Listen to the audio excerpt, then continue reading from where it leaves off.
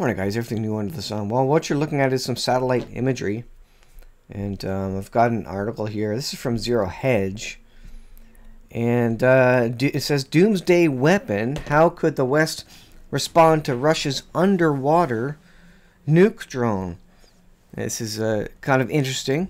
Now, whether or not countries will end up using nuclear weapons, there are references in Zechariah and other passages to nuclear weapons being used in the last days. Will they be used on the United States? Is that why the United States is not a world superpower, or at least does not intervene and does not show up in end-time Bible prophecy? It could be. U.S. and British navies could counter Russia's nuclear-powered autonomous torpedo Poseidon by using undersea sensors and anti-submarine aircraft.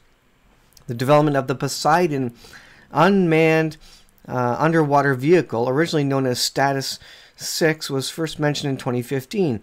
Western media later dubbed the submarine drone a Doomsday weapon.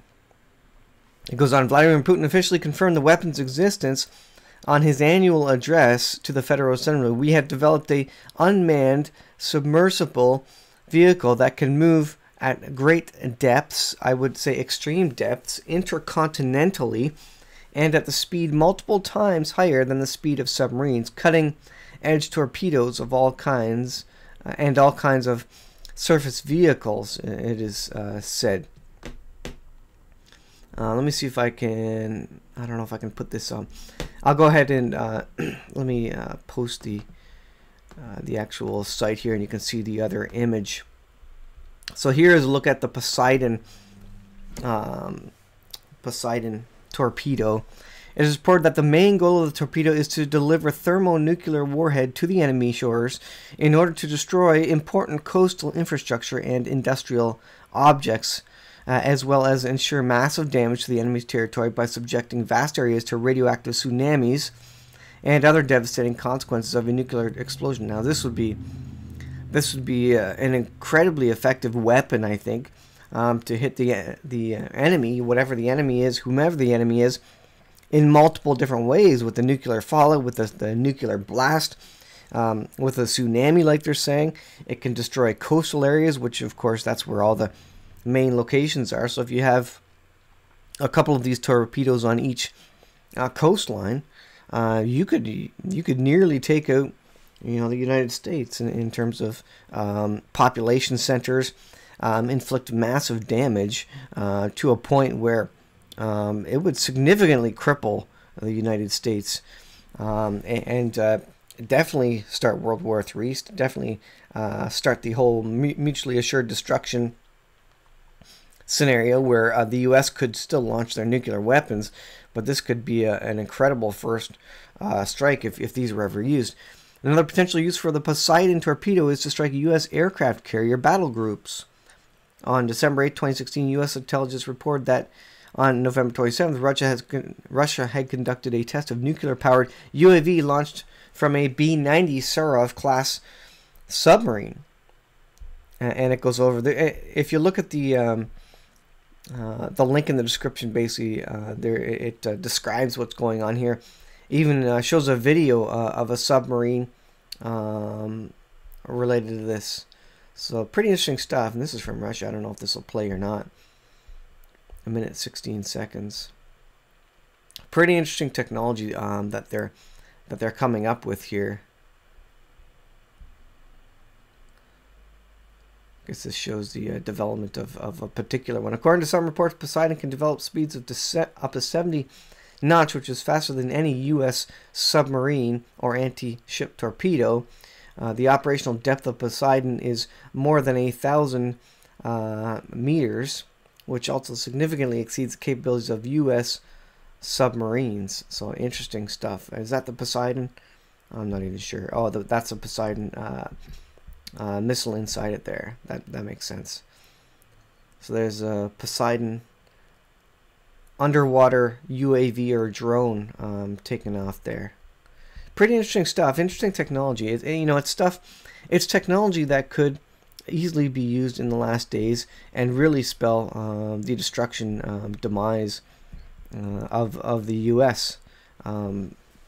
as it relates to, you know, autonomous capability, the autonomous ability to strike a country with multiple warheads. If you look at this image here, you look at the torpedoes lining the side of the submarine. Was there, you know, 10 or 12 or 14 different torpedoes there, it looks like. So incredible technology. So if you thought the you know, the world was in a peaceful state, like Obama said, you know, this has been the most peaceful time for the world in years. In fact, it's not, because Russia's been developing these weapons. The U.S. is developing weapons, no doubt, to counter these. Israel's developing weapons. All nations on the planet. Iran is developing weapons. Now, news out of North Korea that North Korea is continuing to develop weapons. So, no, the world has never been peaceful, and it's never been decreasing in terms of warfare. It's never been increasing in peacefulness. It's always been going downhill ever since man showed up, which happened about 6,000 years ago. It got to a point so bad that there was so much violence in the earth and sin and debauchery that God had to kill all humankind at one point, and that was a flood, and only 8 people survived that flood, Noah and his family. And that's coming again. God's going to decide again. All right, that's enough. That's it. There's enough violence in the world. I'm going to come back and destroy the world again, but this time with fire, not with water. And that's what's coming. That's what's in our future. That is potentially less than 7 years away from now, if the Lord returns and doles out the wrath of God in the middle of the 7-year tribulation period, which is spoken of in Daniel 9. So these are the sorts of weapons, and these are the sorts of things that could be used in the last days, that could explain the non-existence of Western nations, specifically the United States, in end-time Bible prophecy. But something takes them out. I kind of still think it's going to be more related to an economic weapon of mass destruction, where countries are just dump U.S. treasuries, and that causes the U.S. dollar to implode. Why? Because I feel that is the trigger event to allow the one world government to come into power, to allow the Antichrist to come into power.